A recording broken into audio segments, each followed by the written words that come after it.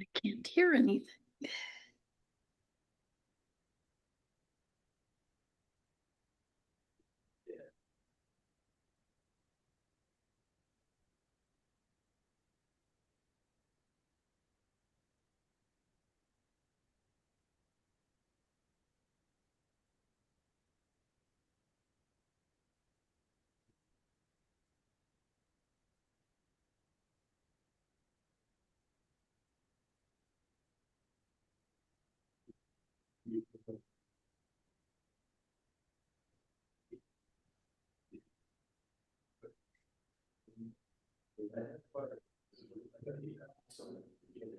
I can't hear anything.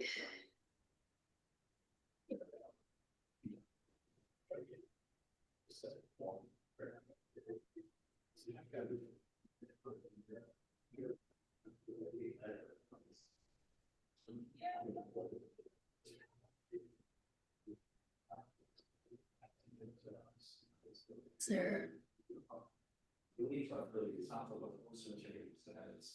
Oh, yeah, you have no shot.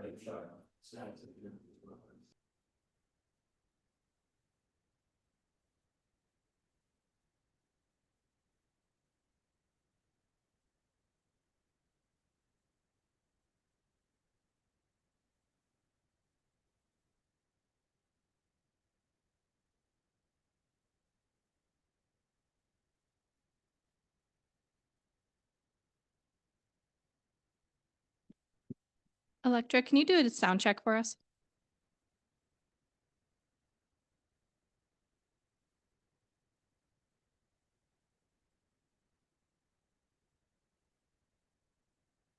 Can you hear me, Chelsea? Yes, I can. Thank you. Okay, thank God.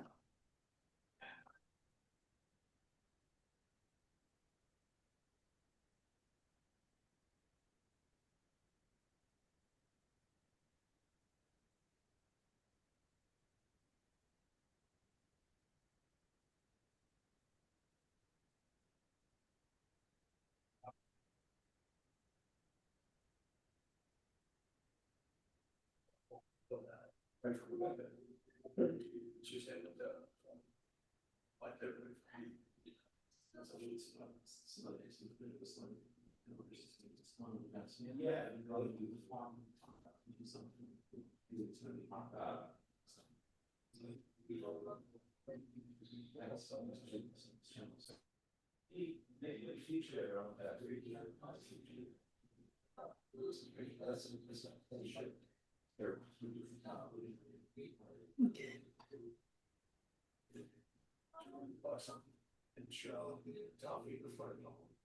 Yeah, I tried to say tough. Yeah.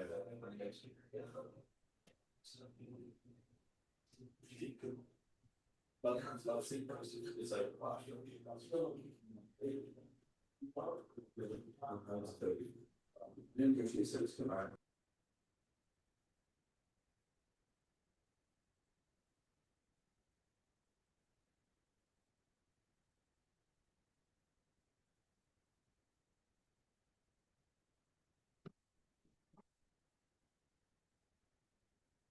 Good evening.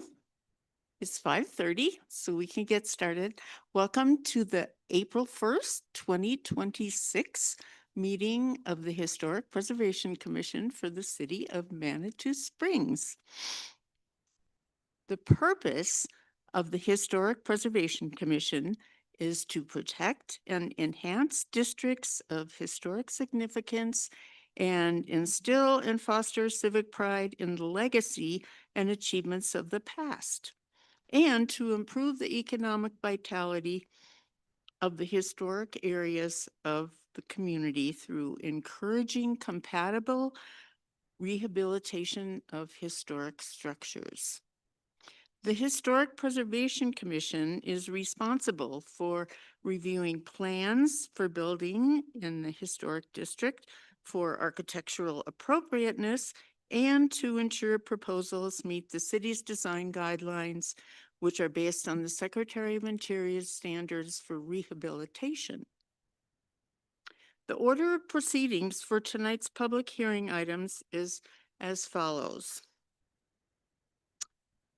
First of all, for each MCAC item, we will ask whether any of the commissioners have ex parte or conflict of interest for any of these projects. And I will then open up the public hearing to consider each MCAC. Next will be the staff presentation. And that will be followed by questions from the commissioners for staff. Then the applicant may come forward and do their presentation, and commissioners can then ask questions of the applicant.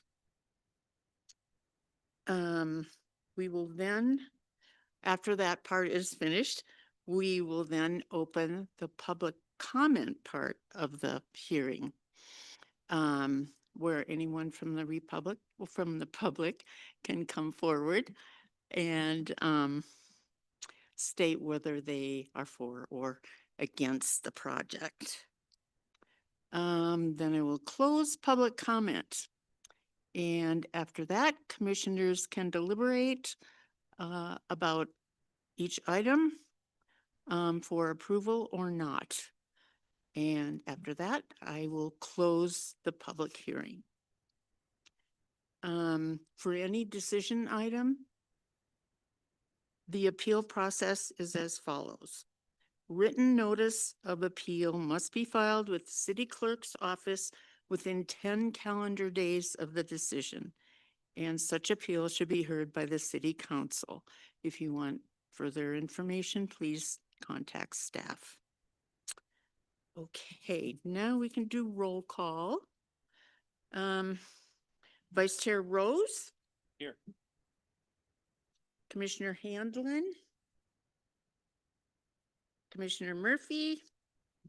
Here. Commissioner Nichols? Here. And Commissioner Porter is absent. Commissioner Tomsick? Here. Thank you.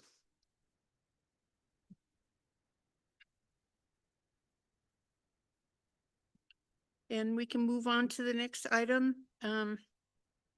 Approval of the minutes for March 4th. Are there any comments or corrections on the minutes? No? Okay, is there a motion for approval?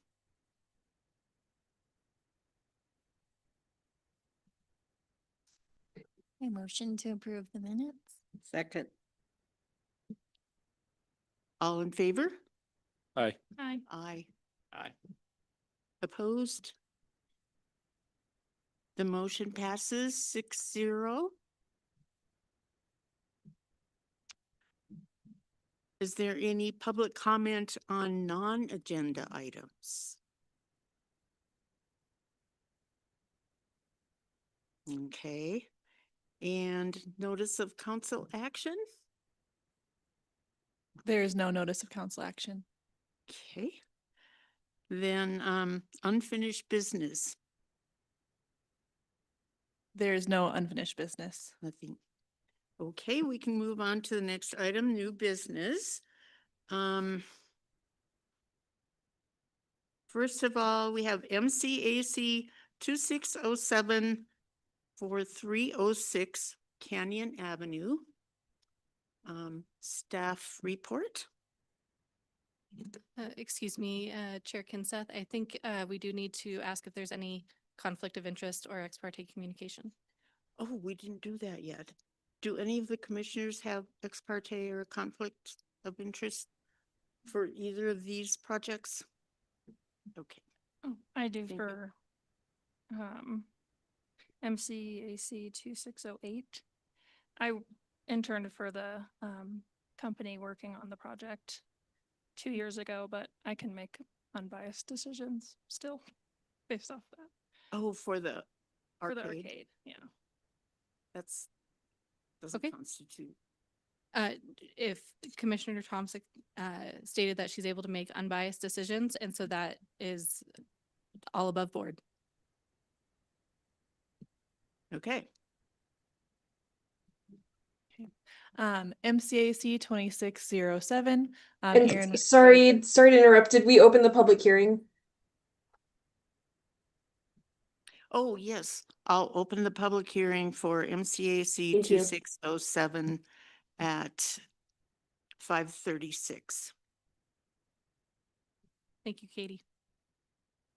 all right, MCAC 2607, 306 Canyon Avenue, also known as the Cliff House. Aaron Ringsred, planner for the record.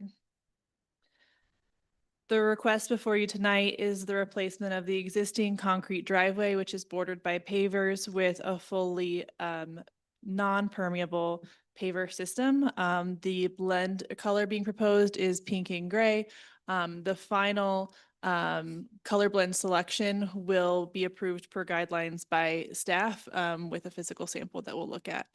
And so right now we're requesting that approval of the replacement of it to be pavers, as well as the dimensions of the kind of the format of the pavers themselves. There's also a request to remove the existing fountain and potentially replace it with a sort of refurbished stagecoach or something similar. The property is zoned downtown and the property is in the commercial core historic subdistrict. The property in question is shown on the map here with that commercial core overlay. The improvements are proposed in the area that is abutting the kind of the front corner of the lot here. And then the applicant has provided a before and after proposal from roughly a similar position where you're seeing that integral color concrete bordered by pavers and then also a little bit another concrete border replaced with a two-piece paver combination. And this is the Valinda pavestone line, which has that rectangular dimension paver and the square one as well, with a little bit of a variable finish on top. This is the image of the existing condition of the fountain as well as proposed Leadville stagecoach kind of essence there. There are, this property's history does have one rooted in the stagecoach line as being a stop there. We did do some research into the archives, whether or not this fountain was noted on any of our records. We do see it, and I'll kind of go through these photos here. We do see it in a historic photo from 1924. In 1973, there is no longer a fountain there. We do see one here in 1999. And this one's kind of going backwards, but there was an inventory proposed or completed on this property in 1991. And in the photo seen at the top, there is no fountain in the front. So we do believe that the fountain there is not an original fountain, but one added later, and it's kind of come and gone throughout the property's history. So those are the two proposed changes. The code for this or the guidelines that we're looking at are Chapter 10. So there is a requirement to preserve all existing stone walls, bridges, and stairs. The low site wall, stone site wall on the property is called out in that historic inventory form as being a significant site feature, and there are no changes to that site feature as part of this effort. The driveway will remain the same dimensions that it is now and utilize the existing curb cuts in that site wall that are there today. The 10.7 talks about infill and redevelopment contributing to the streetscape and associated public spaces in our sort of historic areas here. And we do believe that that stagecoach kind of falls under that art element there. And then the integrally colored materials such as stucco, roofing, stone, and concrete is 10.11, and these are concrete pavers. So staff is, sorry, I didn't mean to make that. Staff would approve the final color there, looking for something that would blend cohesively with both the existing, you kind of using that existing pavers as a guideline, but also the adjacent integral colored concrete. And this is the motion language. Any questions?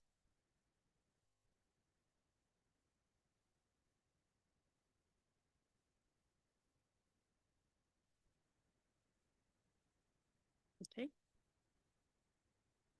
Any questions for staff from commissioners? Any questions? Yes. Yes. I'm curious in some of the historic photos, there are, we can see the fountain. In others not, like you showed, but I'm wondering if it was just the fountain is there without a statue on it. Because the statue is the only thing that really sticks up above the surrounding wall. Yeah, so in this picture from 1924, we see the fountain with its basin located here in the foreground of this space. In this one, based on that photo, we would be seeing at least part of that over in this corner, and we're not. And then here we do see a fountain here in 1999, but it is smaller and in a slightly different location than the one from 1924. Additionally, with like the 1991 photo, we are at a high enough angle to see that there is no fountain there Okay. in that photo.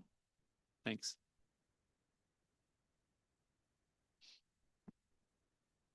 Any more questions for staff?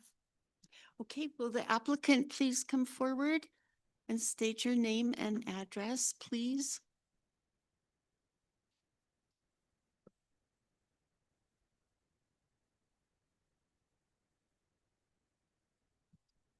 Just turn on the, There we go. My name is Mark Wyatt.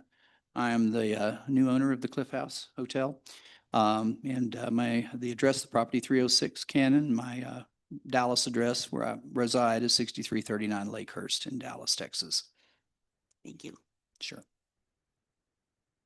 Do you have anything to add to the presentation? I think Aaron did a wonderful job of surmising what we were talking about. Basically, the current driveway that's in place now has a lot of cracks in it, and there's some issues with it from, time and age. And we decided that what we'd rather do with something is to do a non-permeable surface that probably better for drainage, as well as more of a color combination that would be more in keeping with the surroundings, essentially the rock that's on the building and things like that. And we don't plan on change any of the radiuses of it at all. The current approaches obviously are going to stay the same that they are now.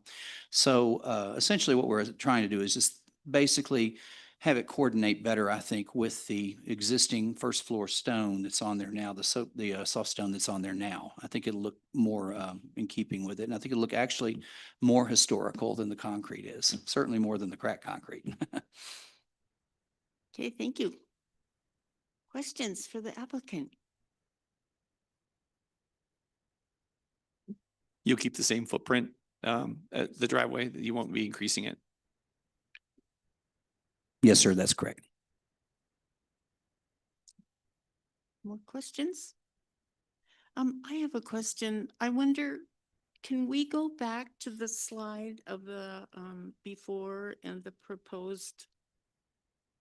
I just had a question. It looks like on the proposed plan, there's a new stairway to the Right. veranda. That was essentially a rendering made that was incorrectly made, showing that approach going over to the sidewalk. That won't exist. Essentially, what you see in the upper photo as far as the dimensional driveway will be identical to what we'll be putting with that material shown in the lower picture. Okay, so that is not. Yeah, the part little of it. sidewalk, that was a burp. Okay, thank you. You bet. That's all. I was wondering, is the stagecoach planned to be more of an art piece, or could it be like a photo opportunity or jungle gym for kids? And considering it's going to be refurbished, Right. Glad you asked. The stagecoach itself is what we're looking at is one that's an actual stagecoach that has been refurbished. That was one that was reportedly on the Leadville line, that was one of the stops. Is that the Manitou Springs went to Leadville, was there at that site. So what we plan on being is we would like to do it on a pedestal of some sort, maybe with flowers around it, but the accessibility to it would still be allowed. So as far as getting in it, probably not, because obviously that's liability issues. However, an Instagrammable moment standing by it or something like that. We also would propose having a marker placed there also explaining, the reason why it's there, so people would know that the Leadville line ran through here. And that would kind of tie the history of the hotel in with the Stagecoach, which is a huge thing for me, is to take the hotel and to bring all the elements of its history back into public knowledge, if maybe for people that had no idea. So that was the idea behind it. I definitely agree about having a marker there. I Right. think that would help a lot. Yeah, Um, absolutely. yeah, I was also I was thinking about how you might need a fence if you don't want people getting too close to it, and that will also contribute to the historical significance of it. But I like that idea of having a Thank little you. historic moment there. Any more questions? Thank you so much. Thank you.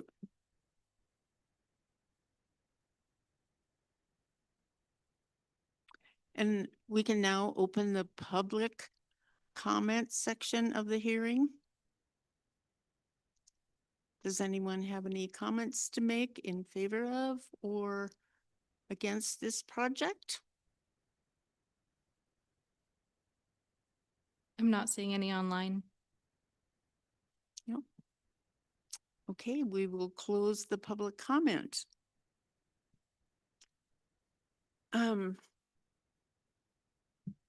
Any more discussion among commissioners about this project? Whether to approve?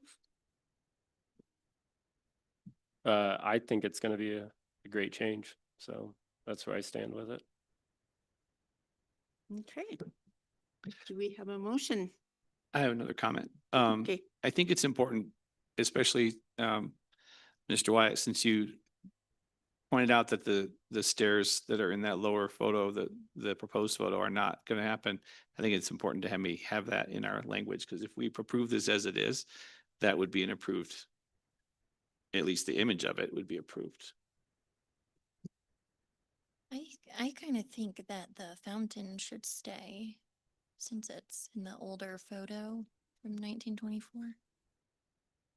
Oh, as that is, I guess the historic piece, even though it has gone through changes, that's the image that has been there for a while.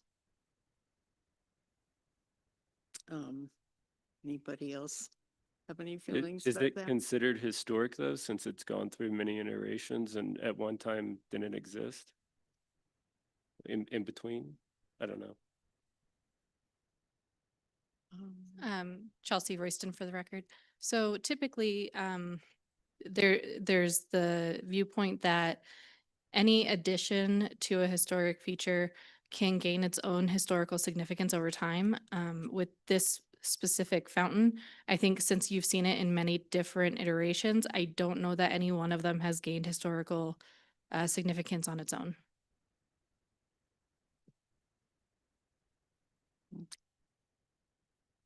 Okay. Any more comments?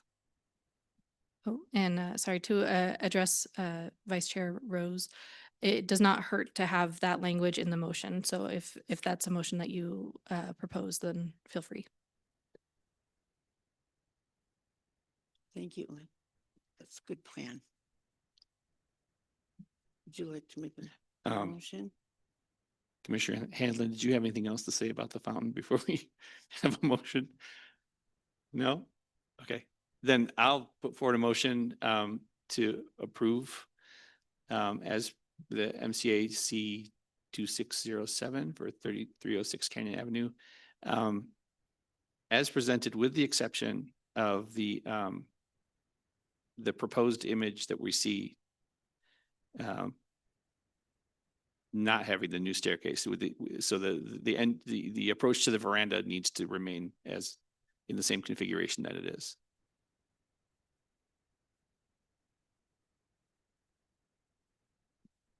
I'll second the motion. All in favor? Aye. Aye. Opposed? Motion passes 6-0. And I'll now close the public hearing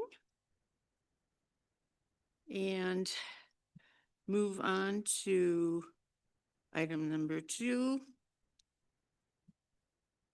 MCAC 2608, and open the public hearing for MCAC 2608 9 Arcade. Thank you. And I'll give those folks just a moment to exit.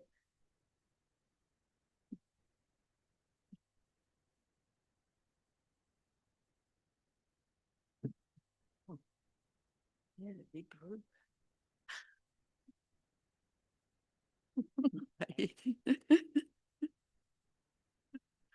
Well, that makes me a lot less nervous. Okay.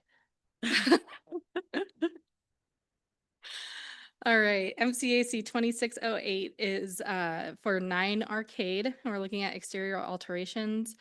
We do have Electra Johnson, the applicant, available on Zoom, and other members of the ownership team here in the audience. So just a little bit of site information first. This is for one of the structures that comprises the arcade. It is zoned downtown and it's in the commercial core historic subdistrict. The arcade consists of 9 buildings, all of which were opted out during the formation of the historic district. The properties sold to a new ownership in 2025, and they were automatically re-included in the historic district and are now within the purview of the Historic Preservation Commission. So this request has several components to it. 1 through 5 are the same. They're requesting replacing service windows to comply with requirements from the El Paso County Health Department. Number 2, replacing the service countertops, which are deteriorated. Number 3, restoring one of the awnings. Number 4, adding a new painted sign to match the other painted signs on the building. And number 5, removal of the exterior facing ATM. And then there are 2 options, and they each have kind of variable proposed finishes for those items.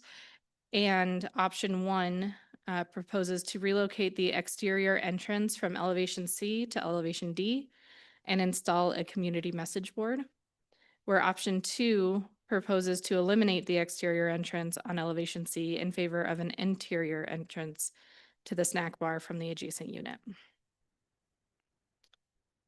And again, I'll give you a little more context. So this, all of the properties called out with green text are included as part of quote unquote the arcade.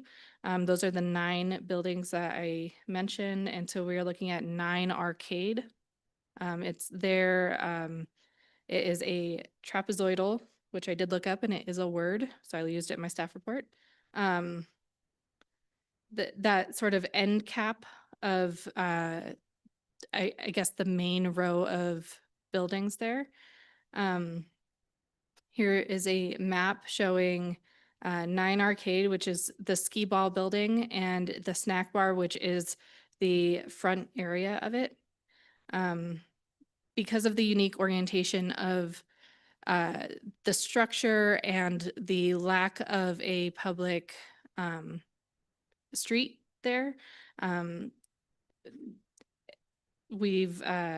applicants have proposed sort of a diagram with elevations labeled A through E to help clarify which improvements are on which elevations.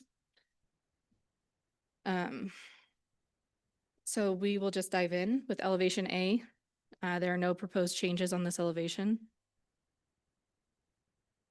Elevation B, they are proposing new countertops and new service windows. And I will get into the criteria as well once we get a little further into the report. Elevation C is proposed to have new countertops, new service windows. This is where the changes to the door are proposed. Reinstallation of a historic awning, a new painted sign and removal of that ATM. Elevation D, again, option one, would relocate the door from elevation C to elevation D and include a community message chalkboard. And in option two, elevation D remains unchanged. And elevation E, there are no proposed changes. This property was designated as a contributing structure and a contributing resource to the historic district. The Secretary of the Interior standards for the treatment of historic properties do have guidelines for rehabilitation, and those are the guidelines that we're using as a metric for this proposal. And just as a refresher, the Secretary of the Interior defines rehabilitation as the act or process of making possible a compatible use for a property through repair, alterations, and additions while preserving those portions or features which convey its historical, cultural, or architectural values. The rehabilitation standards acknowledge the need to alter or add to a historic building to meet continuing or new uses while retaining the building's historic character. So their guidelines are much less specific as they apply to all contributing commercial structures.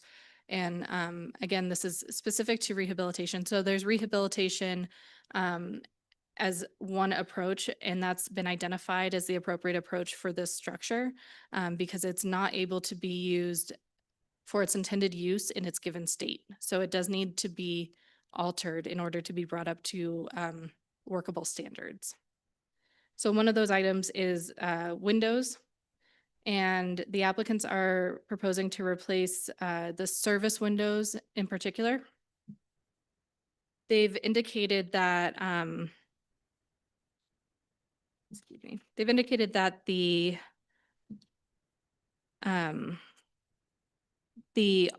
kind of fold up or awning windows aren't up to current health code standards, as they need to be able to slide to I guess with the awning windows, it's kind of an either open or closed approach. Whereas if you have sliding, you can have any measure of availability there, which helps with food safety standards. And so to comply with the El Paso County Health Department, they are proposing sliding windows. And I believe they have a couple of options there. One of them is aluminum framed, and one of them I believe is wood framed. However, there was no option that offered the same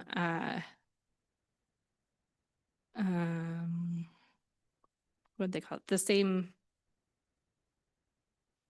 Muntin proportions that so they would be adding faux muntins, those wooden grids on the exterior of the structure or of the window, excuse me, if that option is preferred by the commission.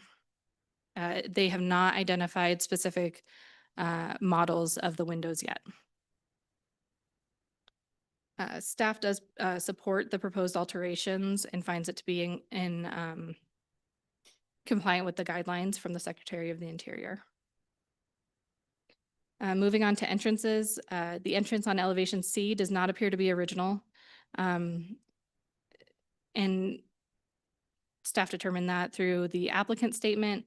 They also provided a photo from 1966, which appears to show the entrance, which again kind of goes back to that whole, it can gain its own historical significance on its own. However, all of the other entrances on the building are recessed and are symmetrical. And that kind of leads me to think that that entrance is not original to the structure and to this unit within the structure. it would be preferred from a preservation standpoint to excuse me, to opt for the relocation of the entrance to the interior to enter from the adjacent unit. But I don't believe that has been assessed by the Pikes Peak Regional Building Department or the Health Department. And so I think the caveat with that support would be that it needs to meet building code. And should an exterior entrance be required for a food service unit, staff would still support it being moved to elevation D.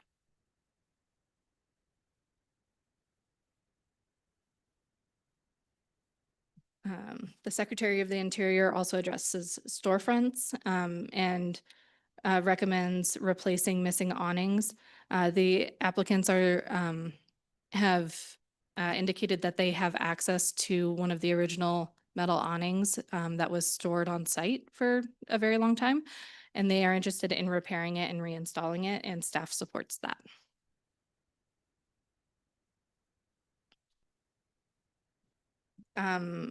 So signs are a little bit tricky.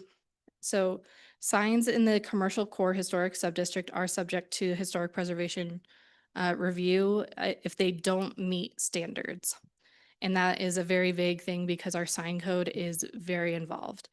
And that is in chapter 18, which is the land use and development code. Typically that code is reviewed by staff and then by City Planning Commission. So the Historic Preservation Commission doesn't have a ton of interaction with the LUDC.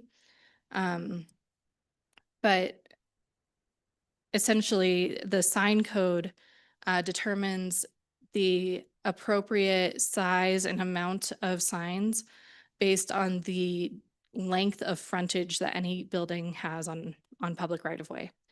Well, since the arcade was developed over the public right of way, there's no frontage for this lot from a technical standpoint. And so, however, if you were to kind of superimpose this facade over any other building and have it be street facing, I believe that the proposed sign would meet the standards. And so I am recommending a condition of approval that the applicants work with planning staff to create a planned sign program, which is detailed in section 18.03.12.11 of the Land Use and Development Code. Again, that is a little tricky because I'm asking you to condition something that is not in your purview. I do think it's the most appropriate way to look at the arcade as a whole and to develop essentially custom sign zoning for the arcade buildings. And so what would be involved in that is doing an inventory to determine what's there already, if there are any nonconformities, if they should be remedied, or if they're part of the historic character, and then kind of developing a plan for any signs moving forward. So that would place the authority with staff, and the idea in tying it with this MCAC would be to have that in place within the year that the MCAC is approved for until it's installed, essentially. And then we move on to the service counter and message board. There are no applicable guidelines for these structures or these components.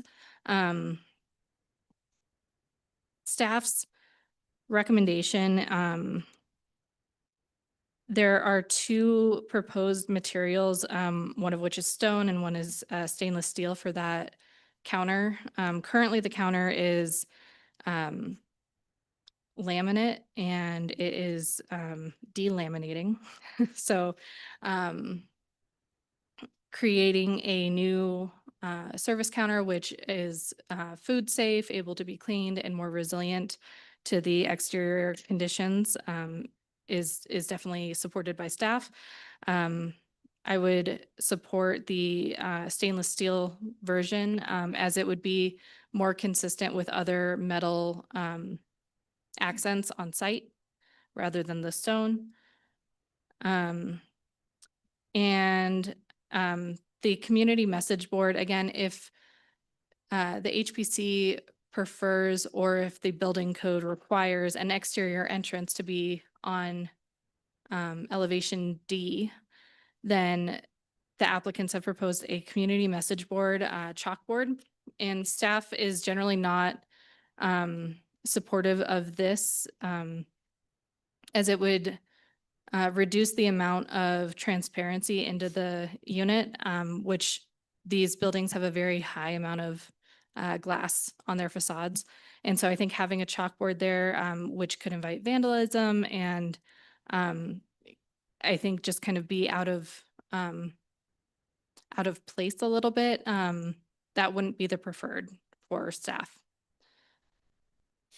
So with all of that said, should the HPC find it appropriate to approve MCAC 2508, staff recommends the condition that the applicant shall work with planning staff to create a planned sign program for the arcade as a whole in accordance with section 18.03.12.11 of the Land Use and Development Code. And here's our motion language, and that concludes my presentation.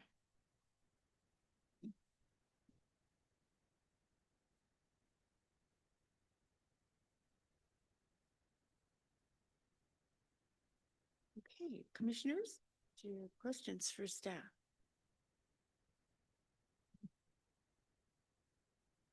I tend to always have questions. So I'm curious, when you were talking about the windows, you were saying that the Muntin inserts would be available for which type of window? You said one, I didn't. I think I'm losing battery on my. We might have had too many of us turned on at the time. So I think that would be a good clarification to ask of the applicant. They indicated that, well, and actually just kind of looking at them, sorry, it took me a minute to find the elevation, but in this elevation in the existing photo, you can see that the, because it's one of those kind of roll up awning type windows, it has a 3/3 grid configuration. And typically you would see that as one of the double hung sashes. And so the proportions are on this are not typically what you would find in a 2x2 sliding window, just because they don't make half panes of glass. So I think I think there will be a different grid configuration based on there will be a different grid configuration regardless of which material is selected. And I think the clarifying question needs to be asked of the applicant if wood is meets the food safety standards from the health department, because that is not something that I'm familiar with. Thank you. I had another question. When you talked about the countertop, the service counters, you said that I see in the packet, it said that they're proposing quartz as or stainless steel. Where else on site are there stainless steel counters?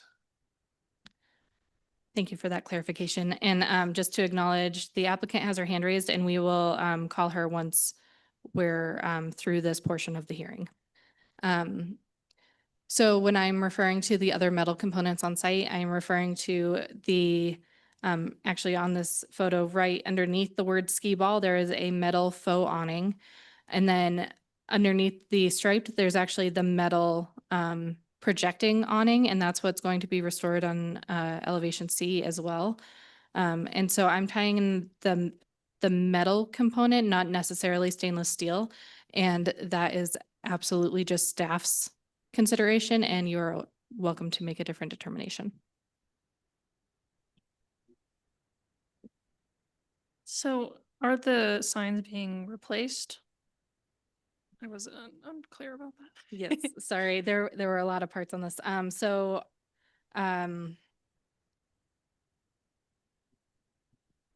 On elevations B and D, there are these painted skee ball signs.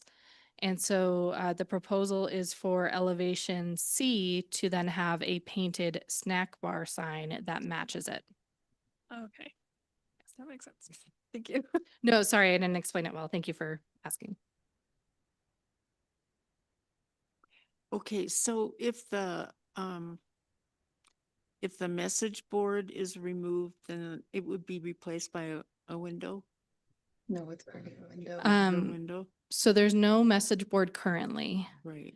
And if that's not currently one of their proposed, so option one is to leave elevation D as is, which has a large plate glass window.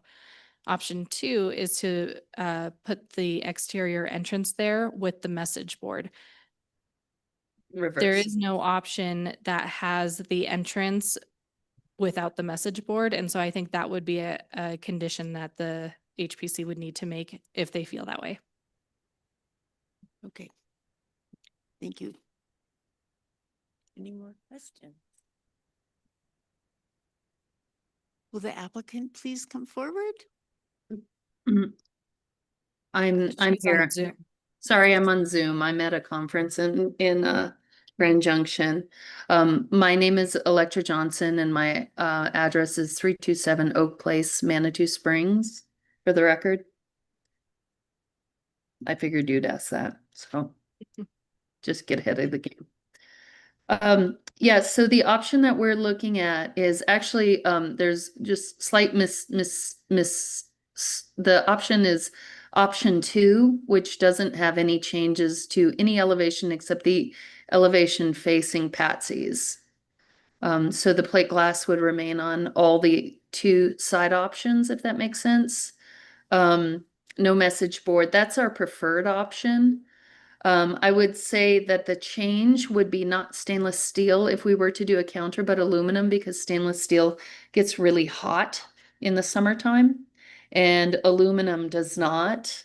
The choices, we had quartz in the original and then we started doing some research on it and it chips, is not great outside in the weather.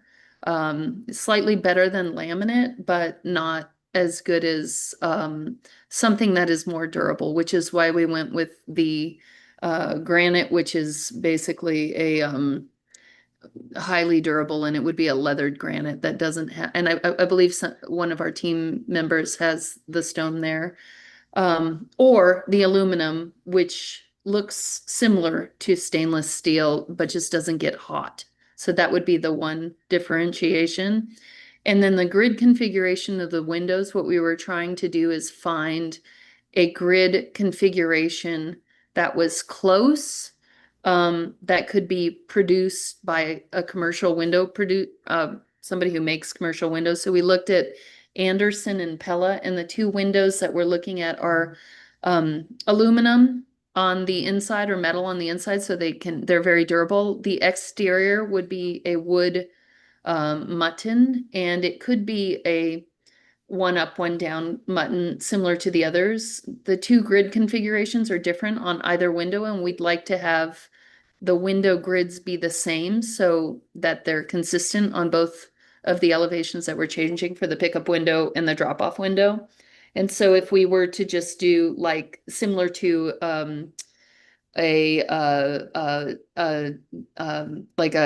like a single one at the top and a single one at the bottom, we would be fine with that, or what I drew in those drawings. And what we're looking at is a 36 by 48 window with 1 slider, and it just would make it a lot simpler to have the same window. On the pickup window, there's 2 windows, which is the elevation that was shown. So 1 would slide open.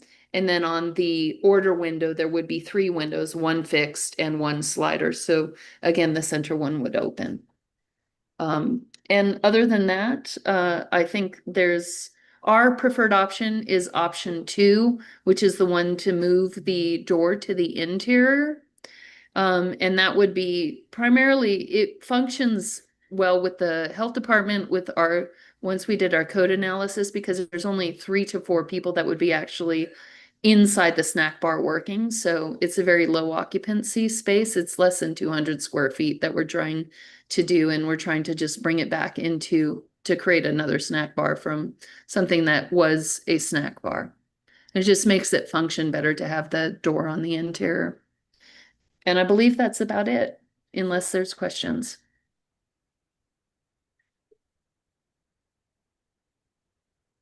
Questions? I have one. Maybe a couple. Okay. Thank you for explaining all that. And I think it's going to be a great upgrade and alteration to the property. I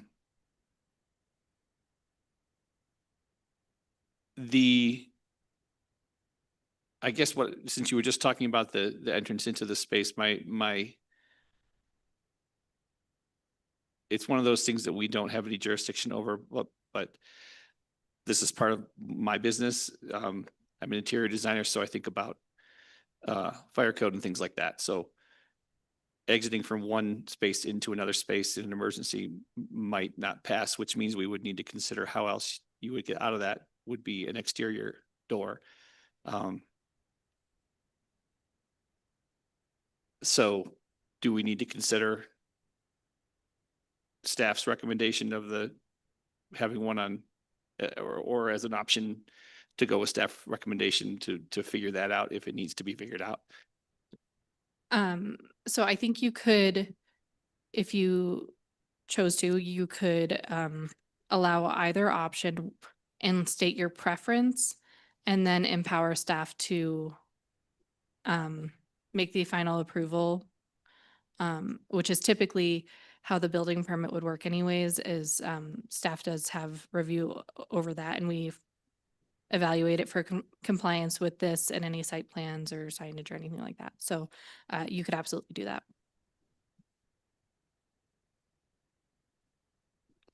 So then referring to staff, that would include things like accessibility requirements and for ADA. Correct. If it's required by the building code, yes. Again, because this isn't a building that, so I'm not very familiar with the requirements for private entrances. If it were to be entered from the interior door versus the exterior door, I did ask the applicant to address how the counter height would meet ADA.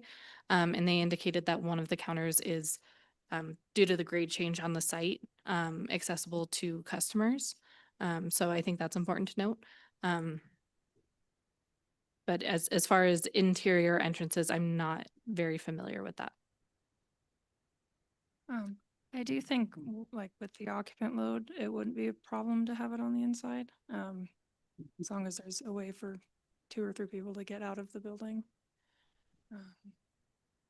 Yeah, and you can absolutely, I think here, since it is not within necessarily HPC's purview or staff's purview, but rather lies with the Pikes Peak Regional Building Department, I think it would be wise to state whether or not you would approve it if it's required. I was also hoping for some clarification. So in the elevation C, the existing photo, and then you got the rendering. It looks like that whole ATM section is coming out Mm-hmm. and the door. So there will be, the proportions just look different to me. So that whole, essentially the space that the door has right now is where the menu board would be, right? And then the rest of it's windows. That's correct. That is entirely correct. Yeah. And the pickup window is going to be on elevation B. Sorry, I can't hear you. Sorry, the pickup windows on elevation B. Yeah, I don't have that in front of me, but yes, it's on the side elevation. So the front window, because where the door is, where the ATM is going to become window. So there's basically in the front elevation, the one facing Patsy's, let's say, the door where the door is, that will go away. That will be the menu. And then there will be three 36-inch by 48 windows, with the center one being the slider. And that's the order window. And then on the opposite, on the side, that is the pickup window, there will be two 36 windows, one of them being a slider. Thank you. I have one more question about windows. Um, so all of the other windows on that property are wood. So are we being asked to recommend or to require whether they're wood on the outside or not? Is the option for windows a wood clad on the outside but aluminum on the inside, as we heard earlier? That's what we're hoping for, is wood clad on the outside, because everything is wood. So it would go historically with the wood that is on the outside of all the windows, but would apply to the health department requirements for cleanability on the inside with aluminum. If that makes sense. Does that make sense? That does make sense. Thank you. Okay. And we're looking at something that is a commercially available window as well. We're trying to find something that, so it doesn't have to be a custom window.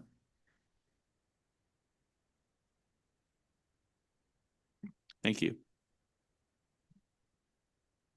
Sounds good. Thank you. Any more questions? The applicant? Okay. I guess we can now move on to opening the public comment. I'm not seeing any online. Okay, we will now close the public comment section. And commissioners, any comments? Any more comments? I have one only, it's a question. Did anybody, was it my imagination, or did I hear that there's a sample of the granite in the room? There may be.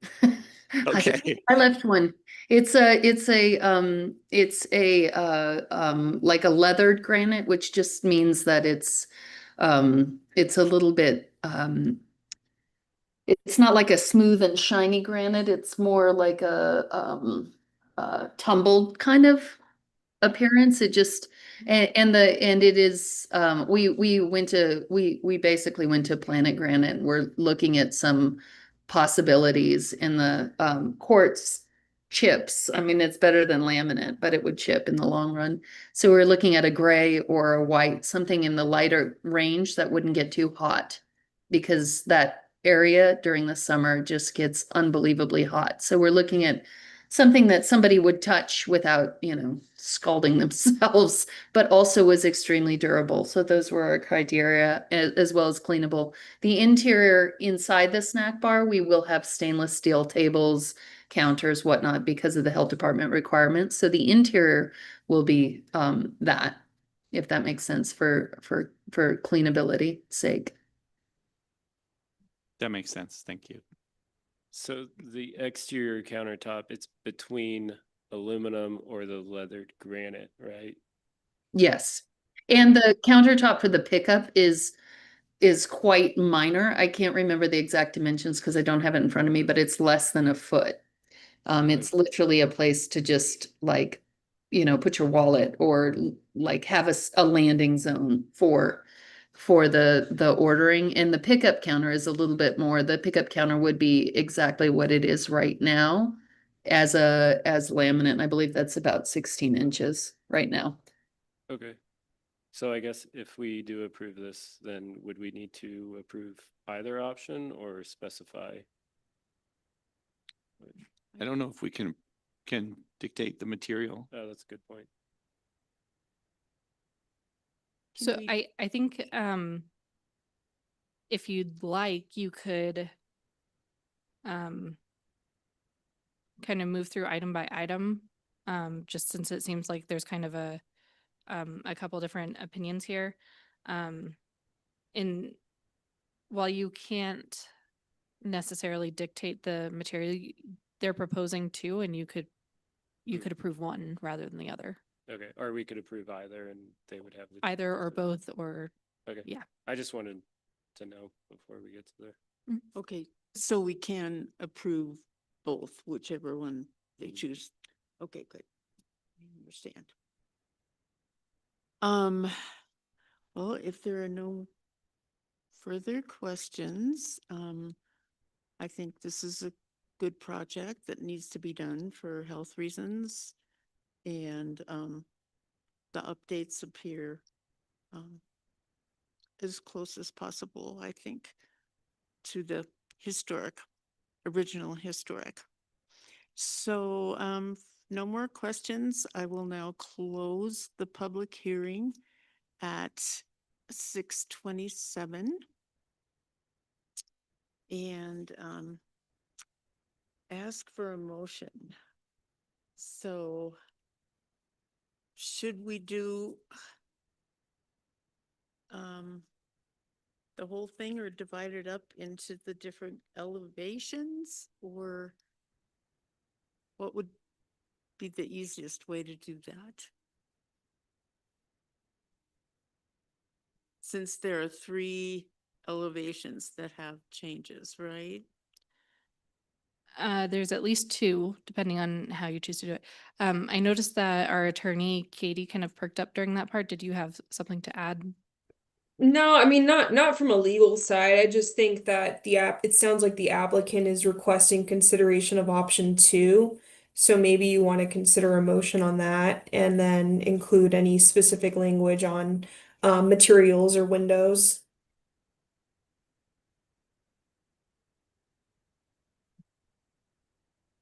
Okay, If I can, I will just kind of state that option 2 would eliminate the exterior entrance on elevation C in favor of an interior entrance to the snack bar from the adjacent unit. So that is option 2, along with the wood exterior windows, and I believe the granite, the leathered granite countertop. But Electra, please correct me if I'm wrong.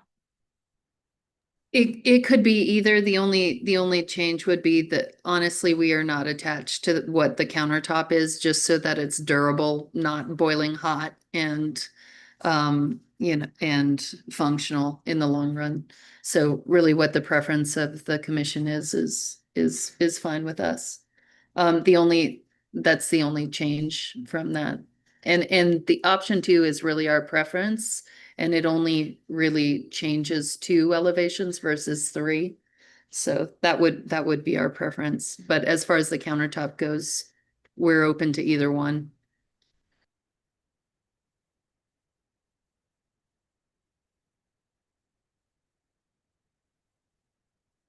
Make a motion? Okay. yes. I'll make a motion to approve option 2.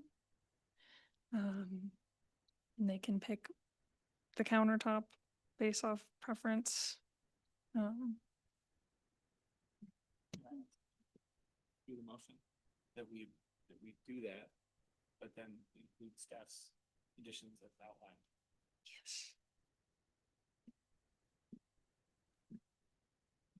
Thank you. I'm not sure that your microphone picked that up. So the motion on the floor, for the record, is to approve option 2 with either of the countertop options and with staff's condition as outlined. That's correct. That sounds good. Got it. Second, I'll second the motion. all in favor? Aye. I Opposed? Motion passes 6-0.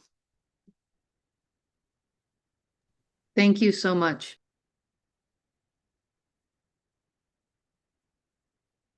Okay.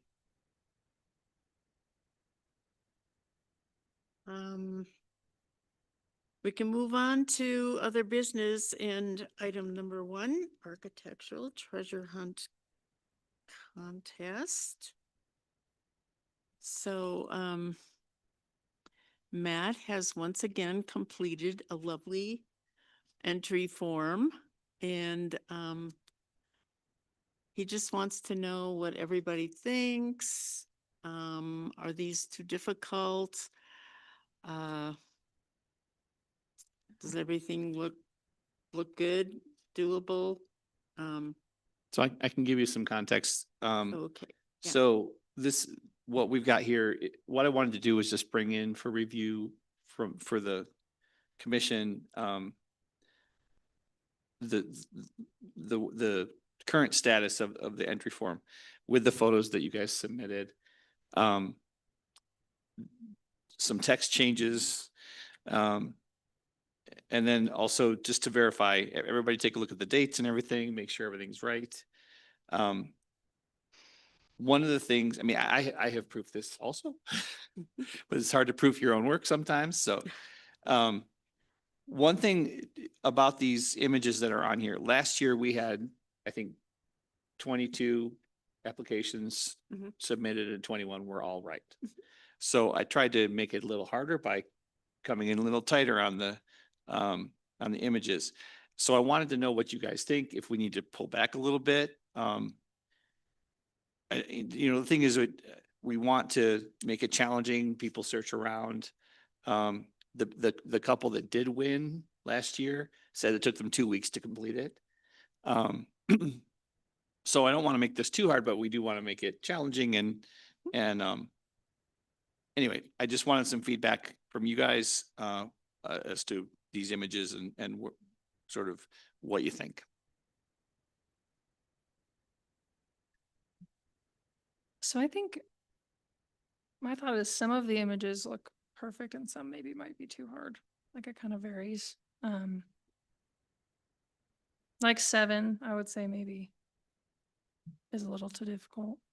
And possibly 5 and 10. 5 and 10. Mhm. Yeah, I didn't know it took. 10, or did you say 10 or 7? 7, 5, and 10. Oh, oh, okay. I didn't realize it took them 2 weeks. Yeah. Yeah. I mean, I'd fill this one, but I do agree we should make it a little harder. Too many people got them all right. That's fine. And I think it should be hard. I mean, that's kind of the fun of it. I mean, it should Mhm. should take you some time to hunt around and find it. I kind of want to try it just to see. Um,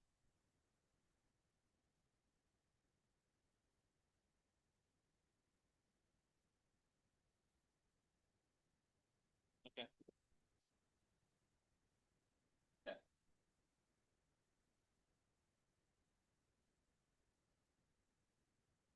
Are there multiple of those horse statues? Which, Maybe I just know where this one is and I've got one. which one? The horse. The horse statue.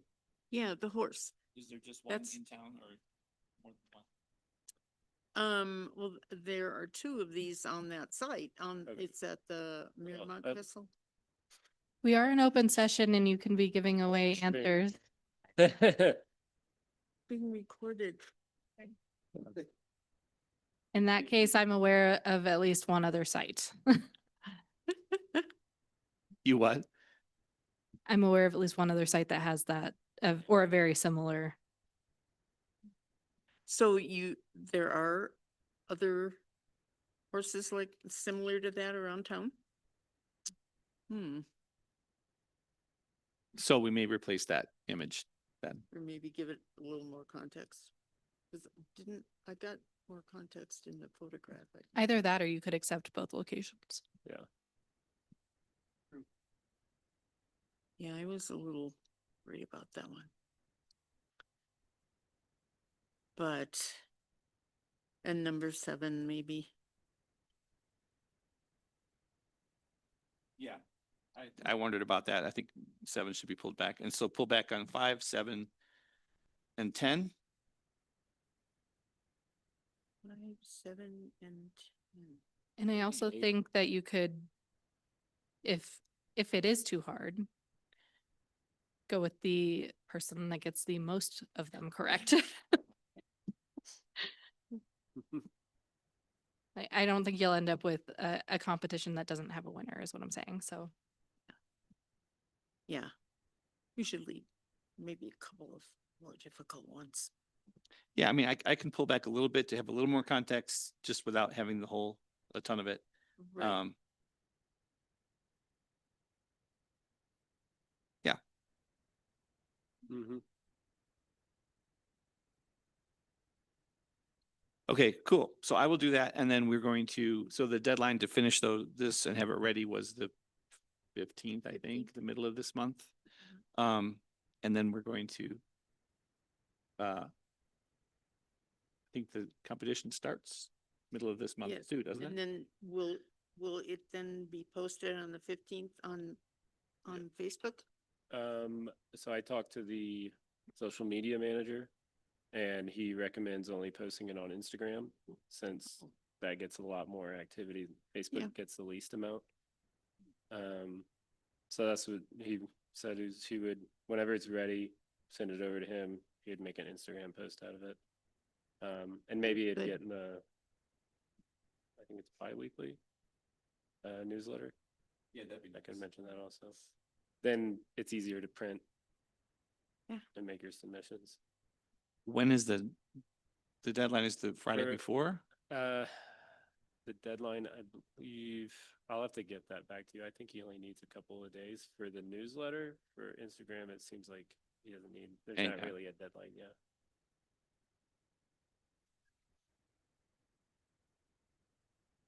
Mhm.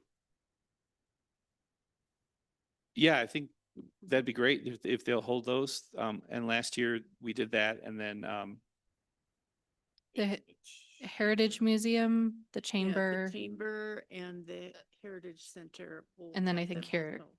at planning as well. And they will be returned to the Chamber. Right. so we'll need to,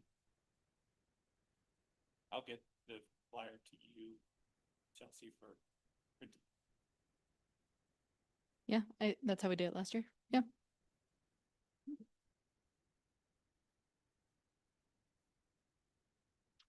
Hey. The other thing regarding this is, where are we collecting or how are we collecting the, gift certificates or whatever donations there are? Is that coming to you like it did last year, Laura, or? Well, I think.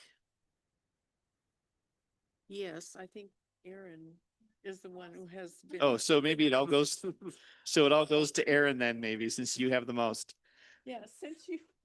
So last year we just had like a gift bag with it all in there. Because at the award ceremony, we do a drawing of the entries and that's how someone wins. Even so, we had so many correct entries, but only one. We had a lot of prizes last year too. It would have to be a big.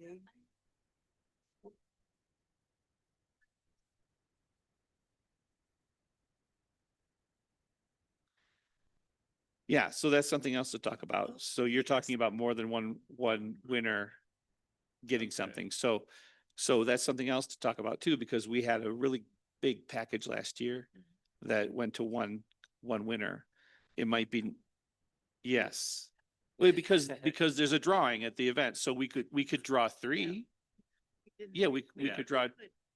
And if we get the cog railway 2 passes again, like we got last year, that could even be one. That should be the So big they winner, yeah. have emailed them, so hopefully they'll So, come through with that like they did last year. and maybe what we could do is once we get all, like we should have a stop of when we're collecting. so that we can see what we have divided into how many different awards we're gonna give or prizes, and then try to make them as equal as possible. Because no one's gonna win more than someone else, you know, I mean, they're not gonna have a better winner than someone else. If we're gonna Right. draw three, it's gonna be random, Right. 3 people. So we should probably make the 3 or 2 as equal as possible. Unless there's only one winner. Well, then they get all of it. They'll do a first, second. Yeah, Yeah. yeah. Having more than one person get stuff is. Especially with all the stuff we Yeah, have. and we can say as we do the. Yeah. I think it's nice to do that. Yeah. I think since we have the May meeting coming up, that would be maybe that day or the day before be a great cutoff time, and then that way, two of you can decide. I would just recommend like a little subcommittee to decide the prize packages, and then that way that can all just be kind of done at the same time. So that would,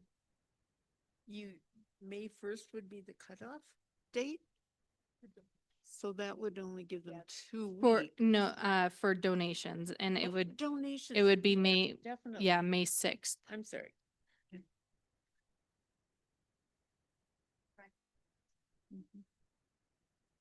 22 forms altogether and 21 were correct. I don't think that. Yeah. Impressive. Well, I have 18. Okay. If not, if more ever.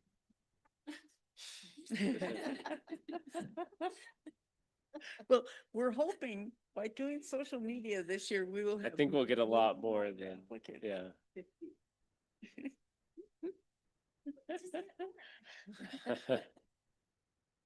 So Everybody wins. the idea was to take a chance on winning something, not be guaranteed to win something. So we might want to not have 18 winners. Right. So we can decide that.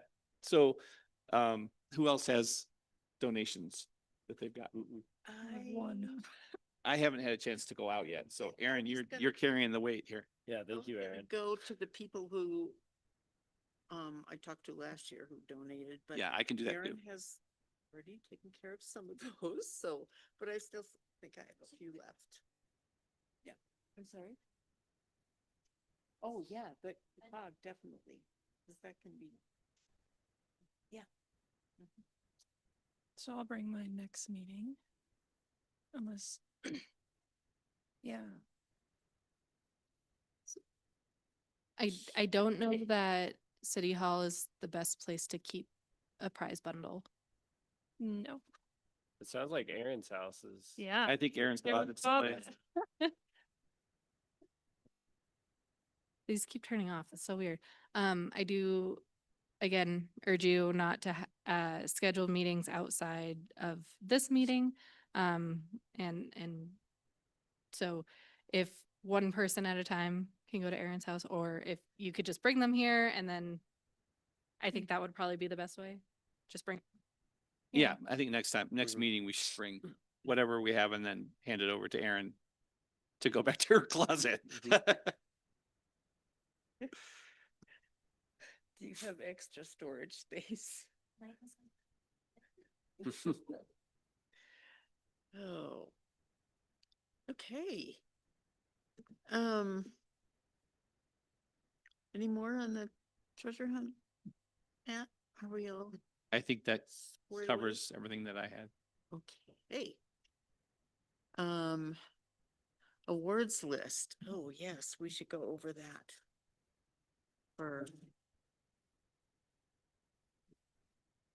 And start checking those out. Does everybody, let's see.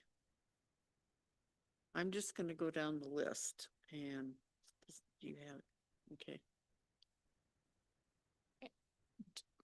Yeah. Aaron is gonna give you a quick Okay. brief. Yeah, so the list that I compiled goes back to 2023 till now, just because there are some projects that just take a little bit longer. So I do have that on there. Items in gray, and I apologize, there's not a better contrast here, but I do have under like initial assessment category, whether or not they were awarded, whether or not it was a result of a code enforcement case. So it was initially non-compliance to compliance, which we typically have not awarded, or if the application was withdrawn, just so you wouldn't see like a missing MCAC number in sequential order and wonder where it had gone.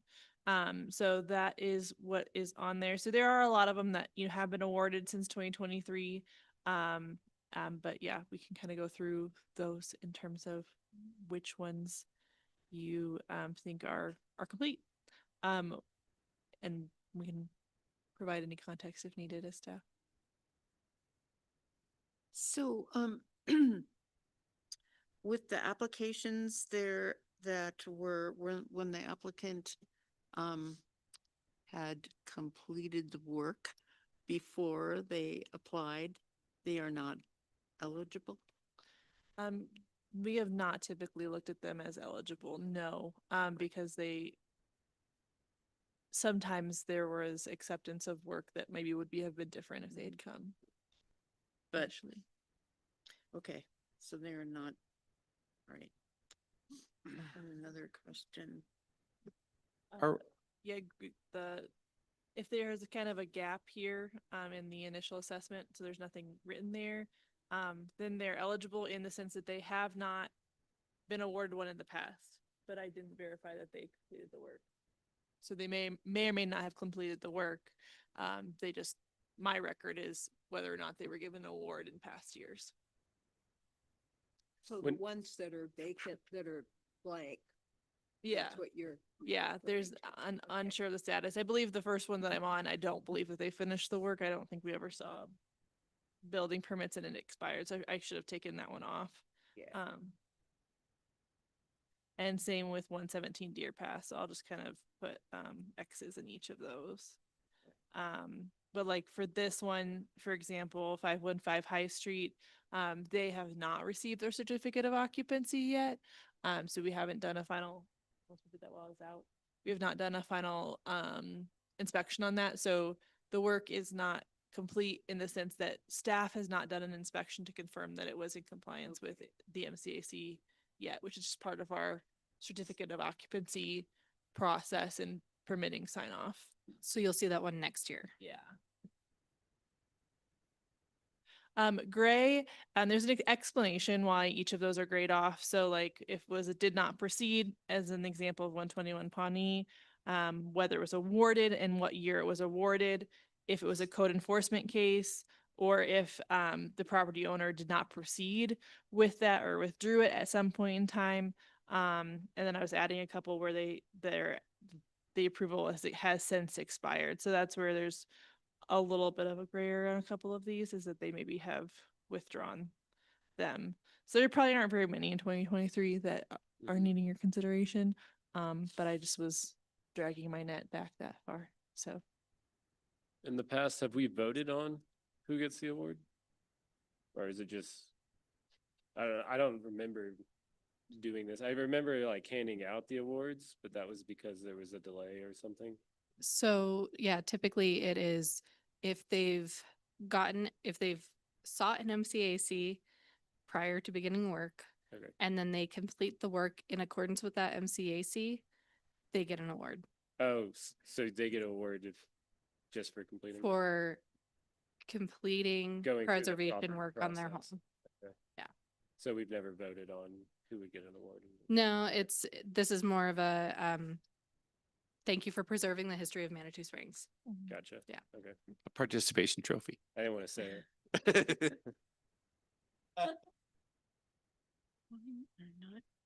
I am, Aaron, going back that far to 2023, are we doing that or are we just looking at 2025? I guess that's up to the commission. For example, the one I'm using as an example that's still active is 515 High Street. I'm not sure Did 321?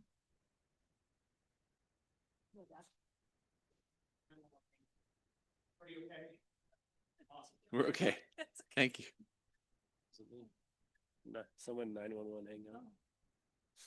Yeah, the High Street was not. Right. And so typically some of these projects can take multiple years to get permitted, be completed. So I think it makes sense to include projects that were approved and are permitted and just do a status check. And then once they are completed per the MCAC approval, I think it'd be totally fine to, and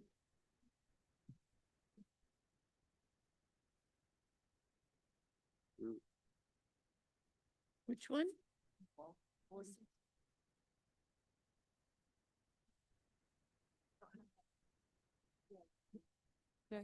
I can check. I don't have that one down as a code enforcement case. But I can check. 46 Waltham? so I think the ideal. They came in. Yeah, I remember. So I think the ideal to avoid kind of going through all of these individually in open meeting would be that Erin will distribute the list, and any edits or questions or anything that you have, you can either research it yourself and send us, the information, or just ask the question and we can complete the research. And then typically the way it's been done is the eligible projects then are divvied up among you all and you all go do an assessment. So if that's sounds good to you, then I think that would be like the next move would just be to send everyone the list. And then any questions that you all have. And what we'll do is we'll just send the list of those that may be eligible. So all of the ones that either have been previously awarded or are otherwise ineligible, we won't include.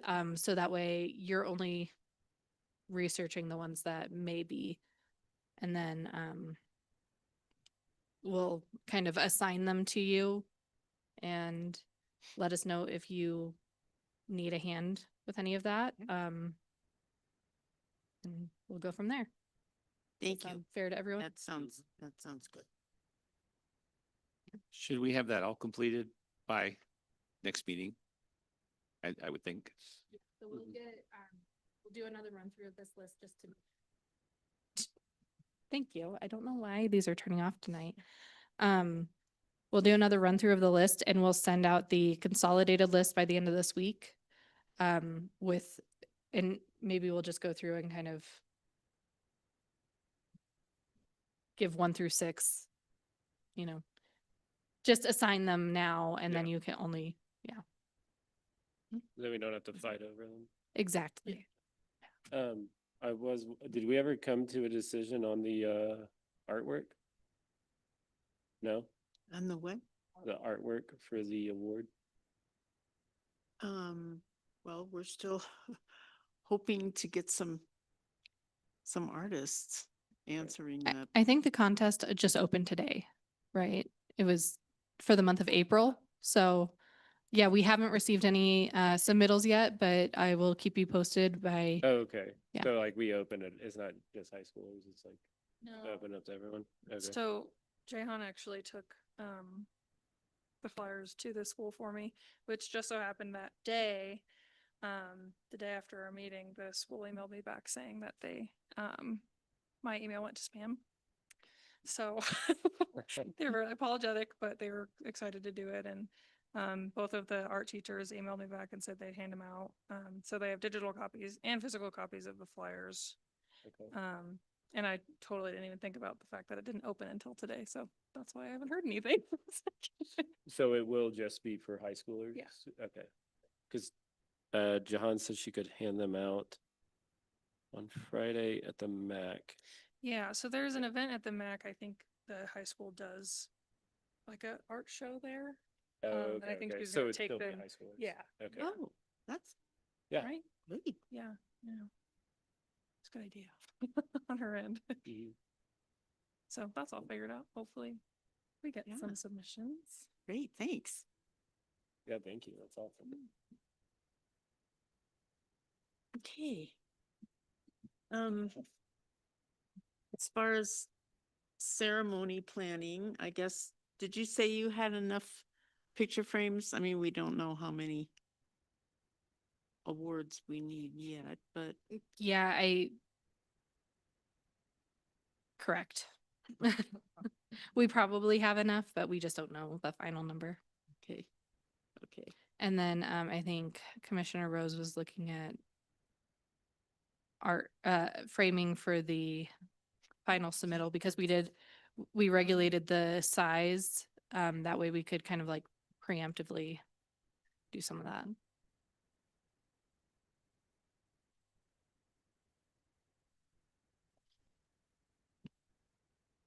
All right, so,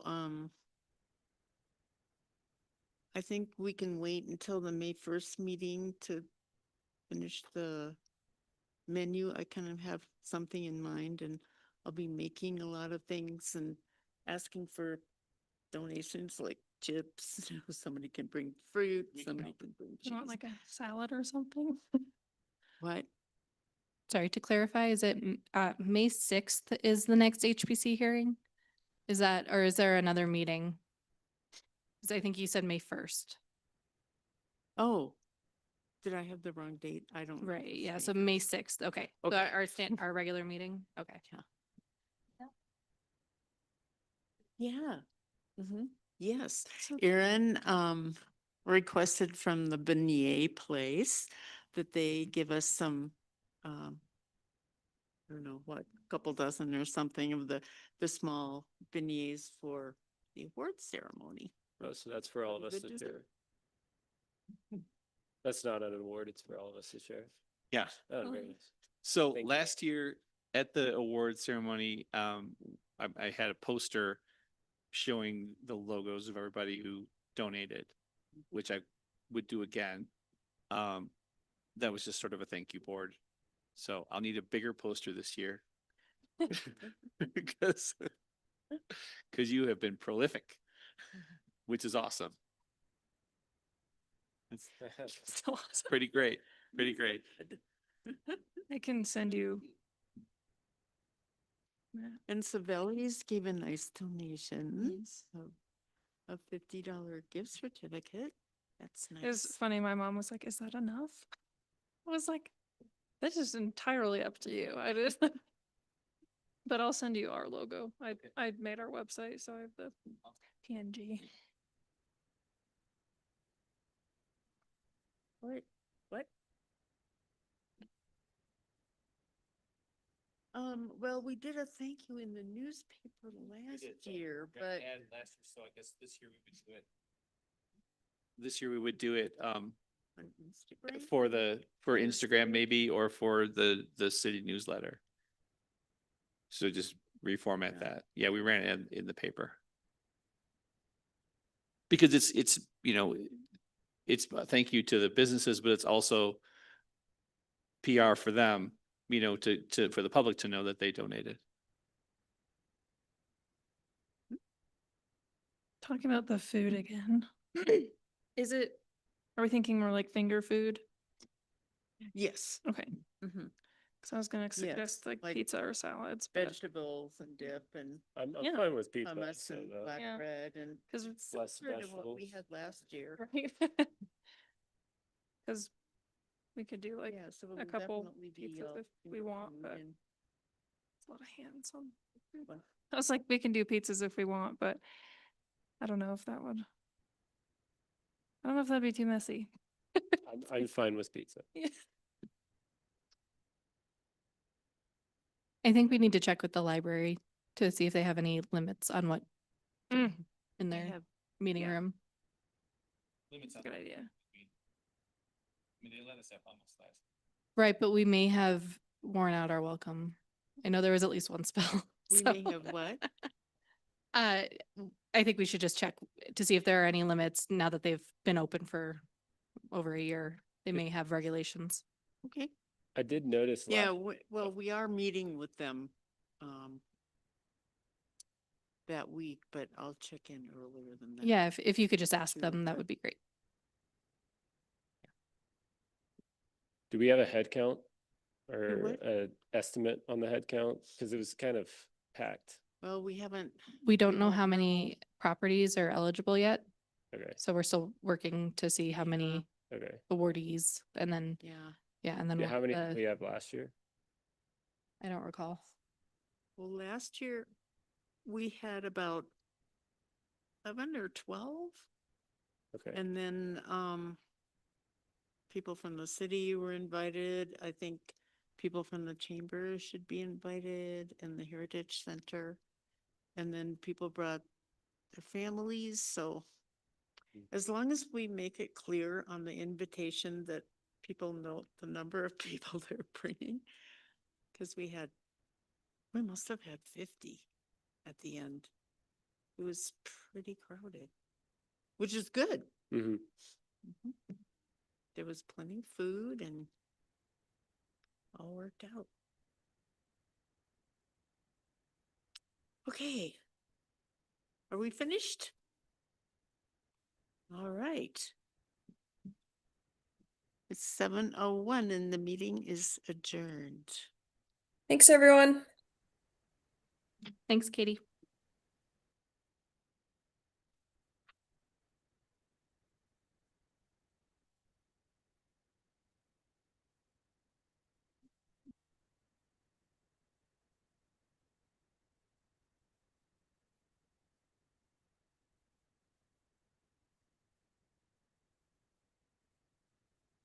Welcome back.